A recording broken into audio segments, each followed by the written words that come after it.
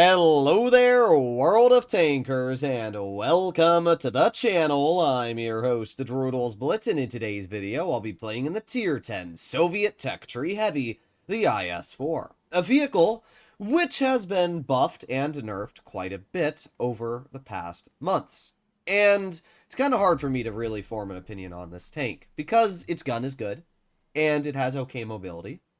However, not great mobility. It only reverses at 14 kilometers per hour, which definitely causes some concern, especially against autoloaders, which are the most cringe vehicles in the game. I just played a battle on Port Bay and got permanently tracked by a 4005 and double shot M60, and that was about the end of my game in about 2 seconds. And it's because of the fact that I was running adrenaline and super speed boost, and we can see I've changed my loadout now to just running super speed. As I've said time and time again, running a single consumable is really just not optimal. Or, it's just not. You want to run double repair kit, and then that's it. Running two consumables, something like adrenaline and super speed, is just not a good play. Personally, I think having the mobility on this tank is a lot more important, so that's what we're doing right now. And we can see the mobility is pretty good. Of course, Sheridan tries shooting at me.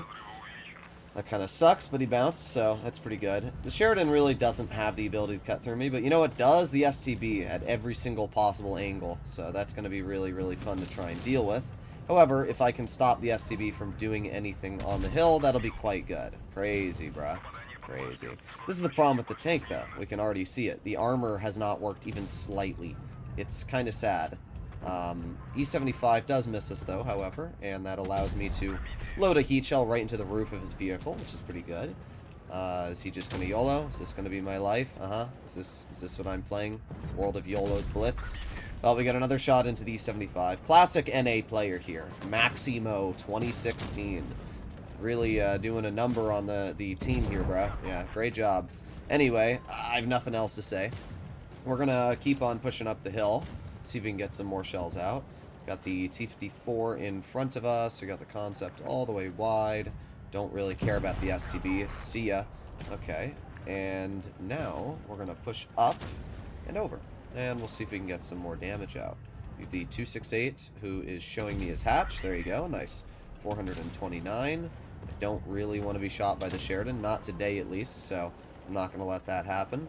I'd love to be able to get a shot into the T-54, which we do. And again, I'm not allowing that Sheridan to see me. However, the Sheridan shoots my teammate, so that's not even really a problem for me.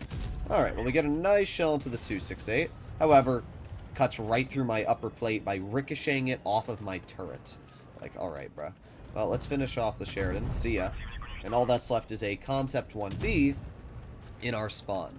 We've already dealt 3,000 damage, so this has been a pretty solid game in terms of damage output, and it's a good example of where the IS-4 does a decent job. I mean, the gun on this tank is actually pretty solid, and it has decent DPM, and when you pair that with the not-so-bad mobility the IS-4 features as well, it's pretty enjoyable to drive sometimes.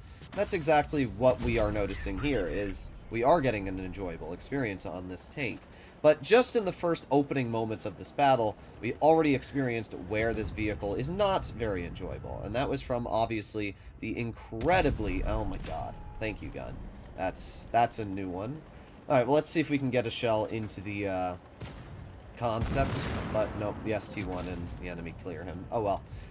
It is a Soviet tank at the end of the day, so the gun still is going to be a little bit derpy. That's what we noticed there. The gun just went right into the bunker. But we still did 3,944 damage. We blocked 1,630 and got a decent win. But to be fair, a decent amount of that was from a YOLOing E75 who really had about the same amount of brain cells as a shoe. So, oh well.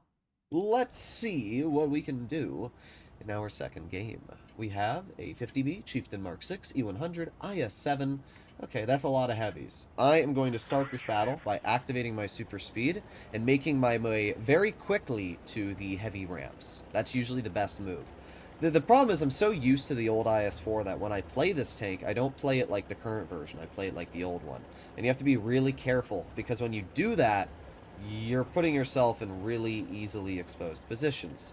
So we are going to skadoosh right up here, and this position allows me to see any tanks. There you go, we have the enemy Foch in front. An easy shell. pretty awful roll. 285 is about as bad as you can get, but we still penned him. That's obviously better than nothing. We have the 100 crossing, and there you go. Nice 430. The increased DPM does help this tank in that regard. And we're going to reload in another 3 seconds. We might be able to hit the AMX 50B if he pulls forwards. Let's see. Oh, he's very close to. There you go. Nice 405 shot into the 50B. Already we've done 1100 damage, which is all very, very nice. Okay, well, we have the Foch in front as well. We're going to load in another... Good example, too, of the Foch just cutting right through my upper plate with literally no effort whatsoever. So, again, very disappointing armor profile for this vehicle. Alright, well, we have the 50B, who is spotted. And we also have the IS-7, who's getting bled.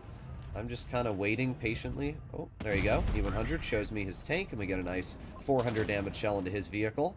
We're going to reload again. 3, 2, 1. We're going to aim it on the side of the E100 as it is. Let's see, is he going to poke it? He does. There you go, 303. Pretty bad roll, but we still get the pen into his tank, lowering him down to a one-shot. All very good stuff. E100's getting pushed, but again, doesn't really mean anything. He's probably going to get a pretty good bonk into our team. Okay, we have the Foch flanking, however, not able to get the shell out into the Foch. So at this point, I think we've done a pretty good job, and we've played passive, we've played smart. We're going to see if we can get a shell into this Foch very, very quickly. Aiming. There you go. Nice 400 damage shell. And just trying to think of how I want to deal with this situation. The Foch is obviously a big threat. We have the 268 in the open, so we're going to get a nice clearing shell into the 268. Now the Foch is going to push us. He shoots me once, and there you go. Again, the great armor of the IS-4 really doing its job there. What a freaking joke. That's the problem, though. I mean, the armor just doesn't work. It probably would have at least gotten one bounce previously, but not anymore. So all that's left is an AMX 50B, who I'm hoping we can get a shell into. But my guess is the Conqueror is just going to farm. Oh, never mind. The Conqueror bounces the shell, which means 50B is going to pen 1. He's going to pen 2. And obviously, he's going to clear the Conqueror. We get a shell on ourselves for 435.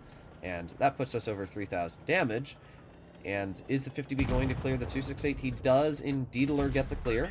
We get another 400 damage shot ourselves out. And obviously, at this point, the 50B knows that it's over. Where do you think you're going, bruh? Where do you...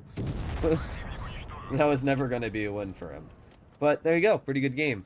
I mean, the IS-4, if you play it right, can still do well, as we can see. The mobility's quite nice. The DPM's good. And while the armor isn't anything incredible, you can get out some pretty good results. So I don't really have any major complaints about this vehicle. It's just, it's a little disappointing that the armor doesn't work. I feel like the upper plate should still be about 20 millimeters thicker, just enough that AP ammo is going to struggle to cut through it. I think the lower plate being weak is fine, the side armor can be weaker, but I would like the upper plate to actually get bounces against standard ammunition. It doesn't make sense to me that it doesn't. Let me know in the comments what you guys think about the IS-4. Let me know if you like it, if you dislike it. I'll see you all in the next one. Bye-bye.